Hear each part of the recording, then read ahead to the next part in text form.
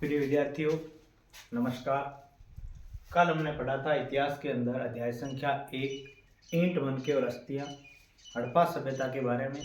हड़प्पा सभ्यता की जो कालक्रम है उसके बारे में, उसका विस्तार। हड़प्पा के दो भाग हमने पढ़े थे, एक आरंभिक और दूसरा प्रवर्ती। आरंभिक और प्रवर्ती, आरंभिक व प्रवर्ती। प्रवर्ती हड़प्पा सभ्यता को विकसित हड़प्पा सभ्यता भी कहा जाता है। इनके क्षेत्रों के बारे में पढ़ा। फिर इससे पहले हमने पढ़ा था कि इसका काल निर्धारण कैसे हुआ। हड़प्पा सभ्यता का जो कालक्रम है उसके बारे में हमने कल पढ़ा था। कालक्रम है 2600 ईस्वी पूर्व से 1900 ईस्वी पूर्व तक, यानी ये सभ्यता 700 वर्षों तक अनवरत चलती रही। इसी के दौरान हमने पढ़ा था कि ये सभ्यता, इसका विस्तार है जो कहां से कहां तक है, उसमें हमने पढ़ा था दक्षिण में खंबात की खाड़ी से यमुना नदी तक, खंबात की खाड़ी से यमुना नदी तक, इसके बारे में इतना हमने पढ़ा था। अब आज हम आगे के इस पाठ की चर्चा करेंगे। पाठ की शुरुआत के अंदर, अध्याय की शुरुआत के अंदर आपके एक शुरू में जैसे ही पाठ पढ़ना शुरू करोगे तो एक लाइन दी हुई है, हड़प्पा सभ्यता की सबसे विशिष्ट पुरावस्तु, जिसके बारे में देखकर बहुत ही शानदार एक सेलखड़ी नामक पत्थर से निर्मित हड़प्पा सभ्यता की सबसे विशिष्ट पुरावस्तु माना जाता है हड़प्पाई मोहर को। इस पर कुछ विशेष चित्र अंकित किए गए हैं, जैसे जानवरों के चित्र है अधिकतर, उनमें वर्षभ के चित्र है। वर्षभ कहा जाता है बेल को, वर्षभ कहा जाता है किसे? बेल को। इसके एक तरफ एक विशिष्ट लिपि का अंकन है जो आज तक नहीं पढ़ी जा सकी। विशिष्ट लिपि का अंकन है जो आज तक नहीं पढ़ी जा सकी। ये लिपि दाईं से बाईं ओर लिखी जाती है। किससे किस तरफ? दाईं से बाईं ओर लिखी जाती है। ये जो हड़प्पाई मोहर है ये सेलखड़ी नामक पत्थर से निर्मित है, बहुत ही शानदार बनी हुई है। इसके ऊपर 26 चिन्ह अंकित है किसी लिपि के अंदर, जिसे आज तक उनके बारे में विस्तृत अध्ययन नहीं किया जा सका। उसके बाद में हम आगे का टॉपिक लेंगे हड़प्पा सभ्यता की जानकारी के प्रमुख स्रोत। कोई भी सभ्यता है या किसी का इतिहास है या कुछ है, उसकी जानकारी के जो स्रोत है उनके बारे में हम हमेशा से इतिहास के अंदर अध्ययन करते हैं। तो इसका भी हड़प्पा सभ्यता की जानकारी हमें किससे मिलती है? यहाँ पर मिले जो मनके हैं, मनके जिसे अपने मारवाड़ी भाषा में कहा जाता है मिणिया। फिर बाट, हड़प्पा कालीन जो बाट है वो चरट पत्थर से निर्मित है। किस पत्थर से? चरट पत्थर से। हड़प्पा कालीन बाट चरट पत्थर से निर्मित थे। हड़प्पा के लोग अवतल चक्की का प्रयोग करते थे। किस चक्की का प्रयोग करते थे? किसी चक्की का मतलब है अवतल चक्की का। अवतल चक्की सालन पत्थर से निर्मित थी। किस पत्थर से निर्मित होती थी? सालन पत्थर से निर्मित होती थी। इनकी जानकारी का तीसरा स्रोत इनके आवास। मनुष्य को आवास की जरूरत पड़ी थी जब उसने कृषि कार्य करना शुरू किया, तब से उन्हें स्थायी आवास बना के रहना शुरू कर दिया। स्थायी आवास की जरूरत कृषि कार्य के बाद में पड़ी। मर्दभांड, मर्दभांड का मतलब होता है मिट्टी के बर्तन। मर्दभांड यानी मिट्टी के बर्तन। ये अलग अलग रंगों में रंगे जाते थे। इतने इनके ऊपर बहुत अच्छा चित्रांकन भी किया जाता था हड़प्पा वासियों के द्वारा। फिर यहाँ के आभूषण, यहाँ के लोग अधिकतर सोना, चांदी, तांबा व हाथी दांत के आभूषण पहनते थे। हाथी दांत भी यहां मिला है। औजार, कृषि करने के औजार या शिकार करने के औजारों के बारे में, मोहर के बारे में हमने पहले भी बताया था आपको कि हड़प्पा सभ्यता की सबसे विशिष्ट पुरावस्तु है वो है हड़प्पाई मोहर। तो ये जो पुरातात्विक साक्ष्य है इनसे हम हड़प्पा सभ्यता के कालक्रम का निर्धारण और हड़प्पा वासियों की जो दैनिक दिनचर्या है उनके बारे में विस्तार से चर्चा कर सकेंगे। फिर आरंभिक और प्रवर्ती हड़प्पा सभ्यता के लोगों का रोजगार का साधन क्या था? इनके पास रोजगार क्या था? अधिकतर यहाँ के लोग क्या करते थे? पशुपालन व्यवसाय करते थे। क्या करते थे? पशुपालन व्यवसाय। और दूसरा, विकसित या प्रवर्ती हड़प्पा काल के अंदर कृषि व्यवसाय की शुरुआत हुई। प्रश्न आ जाए हड़प्पा के किस कालखंड के अंदर कृषि व्यवसाय की शुरुआत हुई? तो प्रवर्ती या विकसित हड़प्पा सभ्यता। पशुपालन, ये कौन कौन से पशुओं को पालतू बनाते थे? भेड़, बकरी और आपके मवेशी इत्यादि को ये पशु इत्यादि पशुओं को ये पालते थे, गाय भैंस, यानी दुधारू पशुओं को अधिकतर पाला जाता था। अब इनके भोज्य पदार्थ पशु पालते थे और खेती भी करते थे, तो क्या शाकाहारी लोग थे ये? एक हिसाब से कृषि कार्य करते थे तो अधिकतर लोग शाकाहारी थे। अब खेती के अंदर जो कृषि कार्य करते थे तो ये खेती किस किस की करते थे? यहां से गेहूं बोने के साक्ष्य मिले हैं, जौ के साक्ष्य मिले हैं, चना जो सफेद चना होता है उसके साक्ष्य मिले हैं, तिल,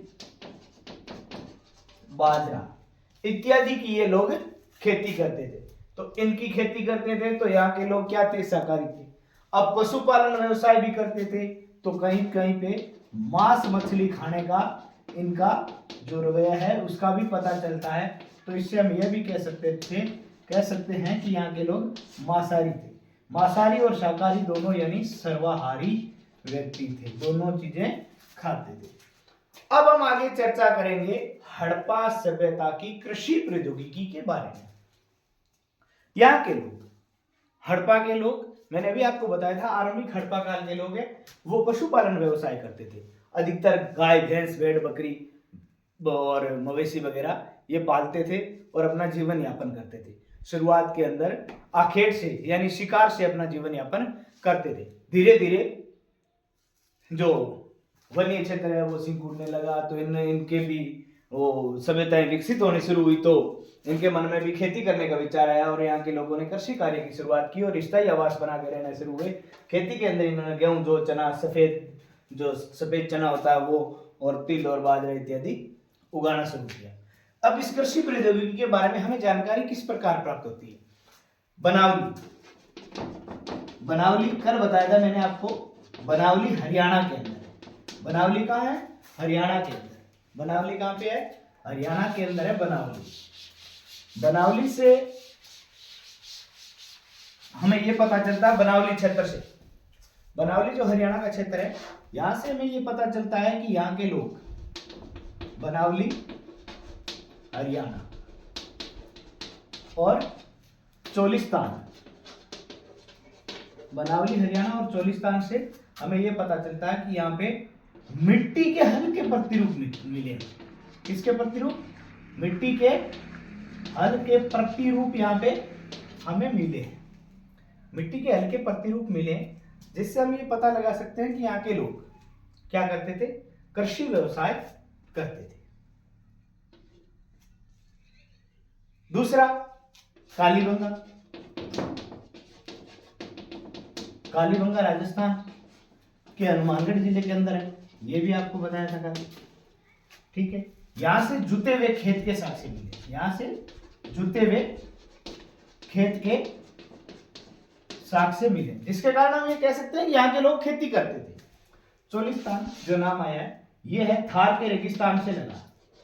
थार के रेगिस्तान से लगा पाकिस्तान का मरुस्थलीय क्षेत्र। पाकिस्तान का मरुस्थलीय क्षेत्र चोलिस्तान कहलाता था। तो उतार लीजिए एक बार नोट्स रूप में, अगर कोई उतारना चाहता है तो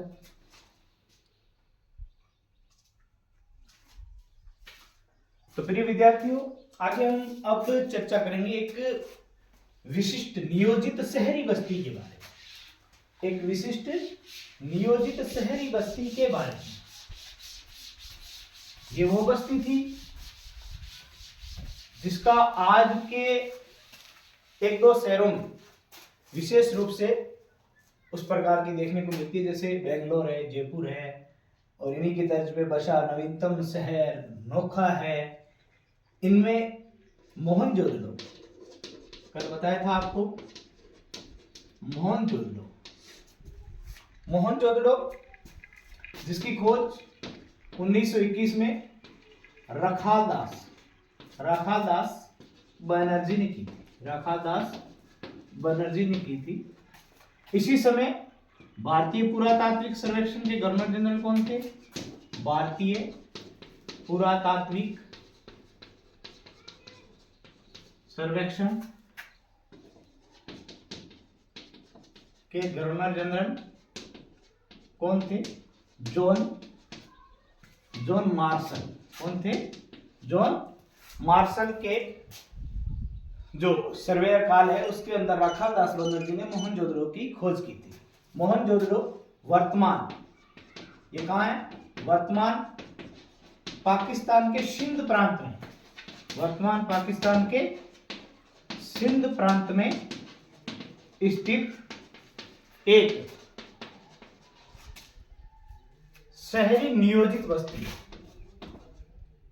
शहरी नियोजित बस्ती है। किस कालखंड की? हड़प्पा कालखंड। किस कालखंड की? हड़प्पा कालीन शहरी नियोजित बस्ती है मोहनजोदड़ो। अब कई बार आपके जो बोर्ड एग्जाम है उसमें 3 नंबर का एक प्रश्न आ जाता है कि हड़प्पा एक नियोजित शहरी बस्ती है, कैसे? प्रश्न आ जाता है हड़प्पा नहीं सॉरी, मोहनजोदड़ो एक नियोजित शहरी बस्ती है, कैसे? तो आपने अपने अध्याय के अंदर पढ़ा होगा कि यहां पर सड़कें समांतर समकोण पर काटती हुई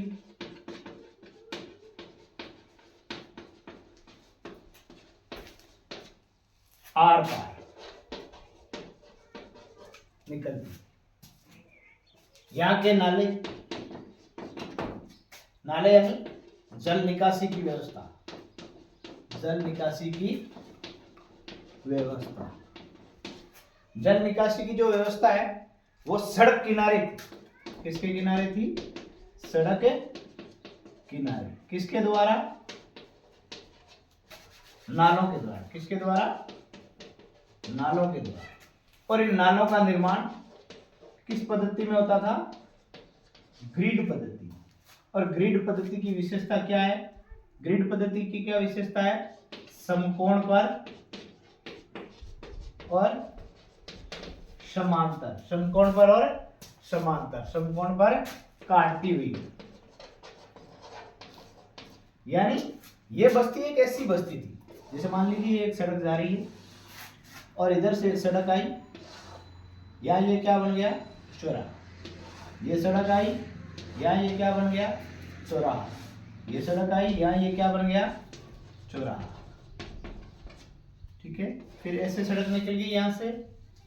ठीक है, ये 2 सड़कें हैं। ये क्या है? सड़क। और ये भी क्या है? सड़क। ये भी क्या है? सड़क। यहां पे क्या बसा जाता था? मकान बन जाते थे। यहाँ पे क्या बनते थे? मकान बन जाते थे। ये क्या है? मानव बस्ती है। ये क्या है?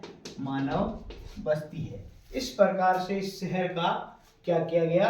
बहुत ही अच्छी बसावट की गई। मोहनजोदड़ो जो शहर है इसको 2 भागों में बांटा गया है। कितने भागों में बांटा गया है? 2 भागों में। एक दुर्ग या ऊपरी शहर जो टीले पे बसा होता था। किस पे बसा था? टीले पे। दूसरा निचला शहर। निचला शहर ये सामान्य आबादी के लिए था।